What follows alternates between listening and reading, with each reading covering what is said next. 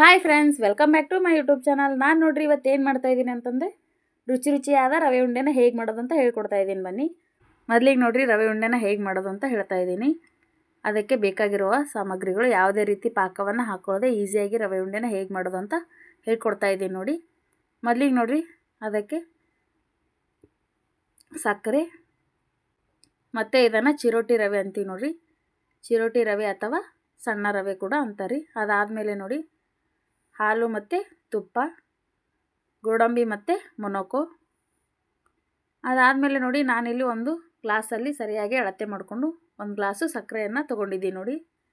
ಅದೇ ಗ್ಲಾಸಿಂದ ನಾನೀಗ ಒಂದು ಗ್ಲಾಸು ರವೆಯನ್ನು ಕೂಡ ಅಳತೆ ಮಾಡಿಕೊಂಡು ತೊಗೊಳ್ತಾ ಇದ್ದೀನಿ ನೋಡಿ, ಯಾಕಂದರೆ ಎರಡು ಸಮವಾಗಿರಬೇಕು. ಅದಾದಮೇಲೆ ನೋಡಿ ನಾನೀಗ ಒಂದು ಪಾತ್ರೆಯನ್ನು ಇಟ್ಟಿದ್ದೀನಿ. ಅದಕ್ಕೆ ಸ್ವಲ್ಪ ತುಪ್ಪವನ್ನು ಹಾಕ್ಕೊಳ್ತಾ ಇದ್ದೀನಿ. ತುಪ್ಪವನ್ನು ಹಾಕ್ಕೊಂಡು ತುಪ್ಪ ಕಾದಾದಮೇಲೆ ನೋಡಿ ಅದಕ್ಕೆ ನಾನೀಗ ಗೋಡಂಬಿ ಮತ್ತು ಮೊನೊಕವನ್ನು ಹಾಕ್ಕೊಡ್ತಾ ಇದ್ದೀನಿ ನೋಡಿ. ಹಾಕ್ಕೊಂಡು ಚೆನ್ನಾಗಿ ಹುರ್ಕೋಬೇಕು ನೋಡಿರಿ, ಕೆಂಪಾಗೋವರೆಗೂ ಈ ರೀತಿ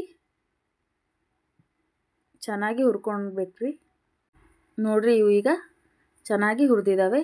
ಇದನ್ನು ನಾನೀಗ ಒಂದು ಪ್ಲೇಟಲ್ಲಿ ತೆಗೆದು ಇಟ್ಕೊಳ್ತಾ ಇದ್ದೀನಿ. ಹಾಗೆ ಇದರಲ್ಲಿ ತುಪ್ಪ ಉಳಿದಲ್ರಿ, ಇದರಲ್ಲೇ ನಾನೀಗ ರವೆಯನ್ನು ಹಾಕ್ಕೊಂಡು ಹುರ್ಕೊಳ್ತಾ ಇದ್ದೀನಿ ನೋಡಿ. ಈ ರೀತಿ ರವೆಯನ್ನು ಹಾಕ್ಕೊಂಡು ಚೆನ್ನಾಗಿ ಹುರ್ಕೋಬೇಕು ನೋಡಿ.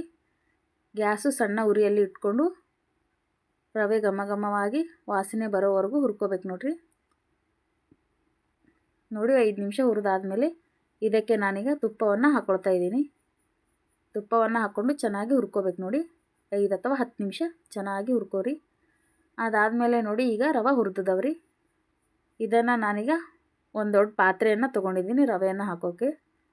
ನೋಡಿ ಈ ದೊಡ್ಡ ಪಾತ್ರೆಯಲ್ಲಿ ನಾನು ರವೆಯನ್ನು ಹಾಕ್ಕೊಳ್ತಾ ಇದ್ದೀನಿ ನೋಡಿ.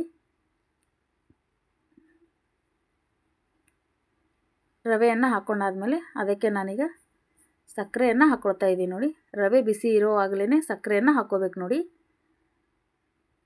ಹಾಕ್ಕೊಂಡು ಚೆನ್ನಾಗಿ ಮಿಕ್ಸ್ ಮಾಡ್ಕೊಳ್ತಾ ಇದ್ದೀನಿ. ಈ ರೀತಿ ಚೆನ್ನಾಗಿ ಮಿಕ್ಸ್ ಮಾಡ್ಕೋಬೇಕು. ಅದಾದಮೇಲೆ ನೋಡಿ ನಾನು ಹಾಲನ್ನು ಕಾಯಿಸಿದ್ದೀನಿ. ಚೆನ್ನಾಗಿ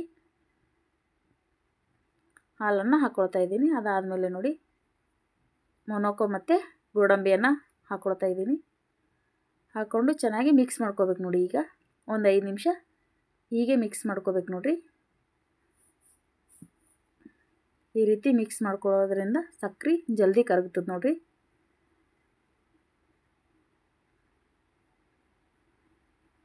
ಈ ರೀತಿ ಎಲ್ಲವನ್ನು ಮಿಕ್ಸ್ ಮಾಡ್ಕೊಂಡಾದಮೇಲೆ ನೋಡಿ ನಾನೀಗ ಸಣ್ಣ ಸಣ್ಣ ರವೆ ಉಂಡೆಯನ್ನು ಕಟ್ಟಿ ತೋರಿಸ್ತಿದ್ದೆ ನೋಡಿ. ನಿಮಗೆ ಯಾವ ಅಳತೆಯಲ್ಲಿ ಬೇಕೋ ಆ ಅಳತೆಯಲ್ಲಿ ಉಂಡೆಯನ್ನು ಕಟ್ಕೊಳ್ಳಿ. ನಾನಿಲ್ಲಿ ಸಣ್ಣ ಉಂಡೆಯಾಗಿ ಕಟ್ಕೊಳ್ತಾ ಇದ್ದೀನಿ ನೋಡಿ. ಈ ರೀತಿಯಾಗಿ ರವೆ ಉಂಡೆ ತುಂಬಾ ಟೇಸ್ಟಿಯಾಗಿರ್ತವೆ ಮತ್ತು ಈಸಿಯಾಗಿ ಮಾಡುವಂಥ ರವೆ ಉಂಡೆ ನೋಡಿರಿ ನಾನು ಹೇಳ್ಕೊಟ್ಟಿರೋದು. ನೀವಿನ್ನೂ ನನ್ನ ಚಾನಲ್ನ ಸಬ್ಸ್ಕ್ರೈಬ್ ಮಾಡಿಲ್ಲ ಅಂದರೆ ಸಬ್ಸ್ಕ್ರೈಬ್ ಮಾಡಿ, ಬೆಲ್ ಐಕನ್ನ ಒತ್ತಿ.